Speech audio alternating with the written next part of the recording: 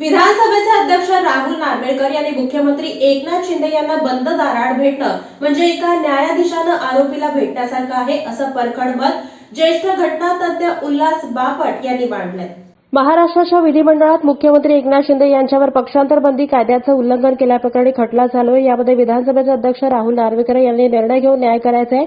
या परिस्थितीत नार्वेकर यांनी शिंदे यांना त्यांच्या घरी जाऊन भेटणं म्हणजे न्यायाधीशांना आरोपीला भेटण्यासारखं आहे। विधानसभा अध्यक्षांची ही कृती घटनात्मकदृष्ट्या चुकीची आणि बेकायदेशीर आहे, असं परखड मत ज्येष्ठ घटनातज्ञ उल्हास बापट यांनी व्यक्त केलंय। विधानसभा अध्यक्ष राहुल नार्वेकर यांनी मुख्यमंत्री एकनाथ शिंदे यांची बुधवारी वर्षा या शासकीय निवासस्थानी भेट घेऊन बंद दाराआड चर्चा केली। याबाबत बोलताना उल्हास बापट म्हणाले, अध्यक्षांनी मुख्यमंत्र्यांच्या निवासस्थानी जाणं हे राजशिष्टाचाराला धरून नाही।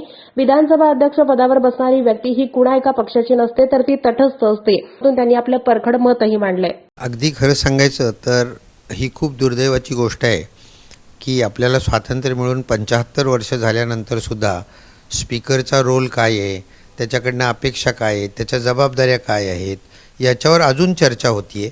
आता एक लक्षात घ्या की आपण इंग्लंडमधनं वेस्टमिन्स्टर मॉडेल घेतलं आहे, म्हणजे पार्लमेंटरी डेमोक्रेसी घेतली आहे। पार्लमेंटरी डेमोक्रेसीमध्ये स्पीकरला विलक्षण महत्त्व असतं। स्पीकरकडनं विधानसभेचा, म्हणजे आपल्या पुरतं बोलतोय, विधानसभेचा कारभार चालवला जातो, हाऊसमध्ये ऑर्डर ठेवली जाते वगैरे वगैरे। तेव्हा स्पीकर हा अंपायरसारखा असतो, त्याच्यावर जबाबदाऱ्या खूप आहेत।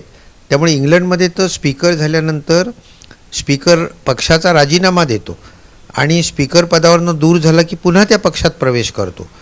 तो स्पीकर असताना जर का निवडणुकीला उभं राहिला तर त्याच्या विरुद्ध कोणीही उभं राहत नाही, तो अनऑपोज निवडून येतो।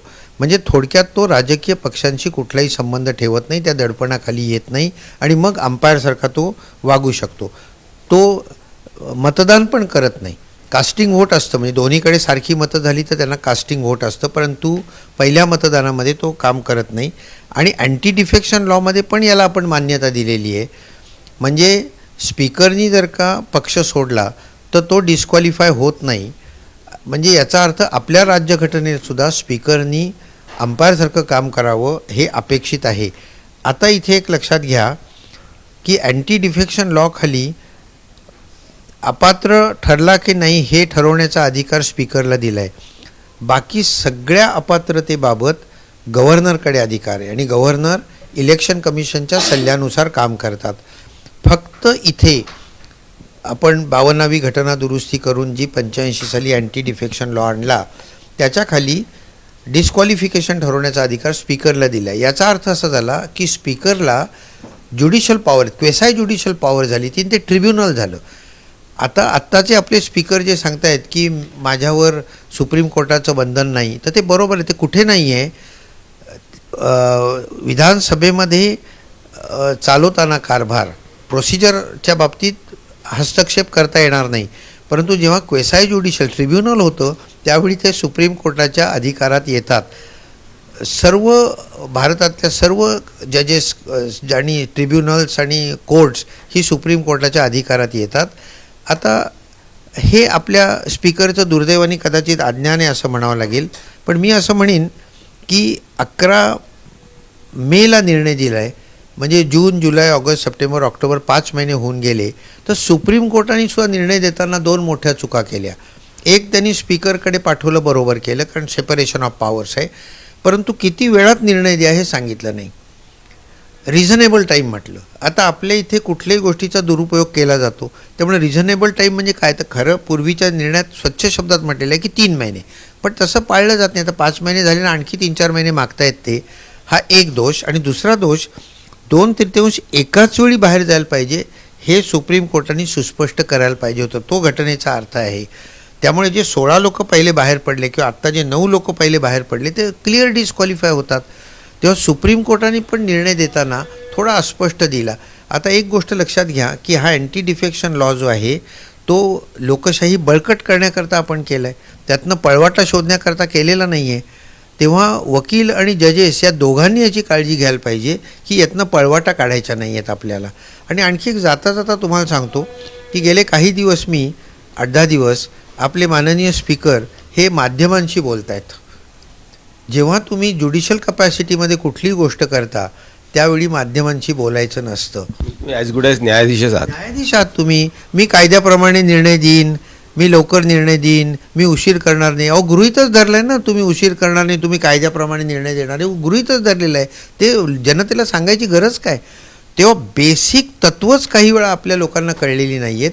आणि गंमत म्हणून तुम्हाला सांगतो की 25 वर्षापूर्वी आम्ही ILS लॉ कॉलेजमध्ये एक पार्लमेंटरी प्रोसिजरचा कोर्स तयार केला, पहिला कोर्स भारतातला.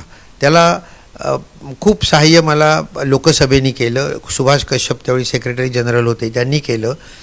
त्यांनी मला असं सांगितलं की तुम्ही हा कोर्स करताय, परंतु आम्ही bureau of parliamentary training department already आमच्या इथे आहे लोकसभा सेक्रेटॅरिएट खाली. 100 लोकांना जर का बोलवलं ट्रेनिंग द्यायला तर 20 लोकंसुद्धा येत नाहीत. त्यामुळे प्रचंड गरज आहे इथल्या विधानसभा विधान परिषद सदस्यांना, स्पीकरना, गव्हर्नरना, सगळ्यांना पार्लमेंटरी डेमोक्रेसी, पार्लमेंटरी प्रोसिजर समजावून सांगण्याची गरज आहे. तेव्हा हा जो कोर्स आहे तो सगळ्यांनी करावा असं माझं मत आहे. युक्तिवाद असा सुद्धा केलं जातं आहे की जर कोर्टला 1 वर्ष लागलं जेव्हा सुनवाई सुरू झाली सुरुवातीला, त्यानंतर निवडणूक आयोगाकडे गेलं त्यांनासुद्धा वेळ लागला, तर मग आम्हाला जो वेळ लागतो आहे किंवा आम्ही जर विचारपूर्वक करतो आहे तर त्याच्यात काय चुकलं असा सुद्धा युक्तिवाद होतो आहे. आता काय आहे, एक गोष्ट लक्षात घ्या की ही तुलना फार चुकीची आहे. सुप्रीम कोर्टामध्ये 33 जजेस आहेत आणि 70,000 खटले पडून आहेत. तर त्यांना थोडा उशीर लागला तर काहीतरी कारण आहे. स्पीकरच्या बाबतीत तुम्ही म्हणाल तर 2 सेशनच्या मध्ये स्पीकरला विशिष्ट काम नसतं, त्यामुळे त्यांनी ते 2 महिन्यात करणं आवश्यक आहे. असा स्पीकरची तुलना सुप्रीम कोर्टाशी किंवा इलेक्शन कमिशनची तुलना सुप्रीम कोर्टाशी करणं हे मुळातच चुकीचं आहे. दबाव प्रभाव आहे का? वेळ जो निघालेला आहे आणि अजून जर 4-5 महिने गेले तर मग पुढच्या निवडणुका लागतात. आता मी राजकारणावर बोलत नाही, कधीच बोलत नाही, पण तुम्ही आता डायरेक्ट प्रश्न विचारला आहे म्हणून सांगतो की आता गव्हर्नर आहे, त्याची नेमणूक पण राष्ट्रपती करतात, काढून पण टाकता येतं राष्ट्रपतींना, आणि राष्ट्रपती पंतप्रधानांच्या सल्ल्यानुसार वागतात. त्यामुळे गव्हर्नर पंतप्रधानांचं ऐकतात. हे जगजाहीर आहे, म्हणजे मी सांगायची गरजच नाही काही. तसंच स्पीकर हा पक्षाचा मेंबर असतो आणि पक्षाच्या दबावाखालीच तो काम करतो.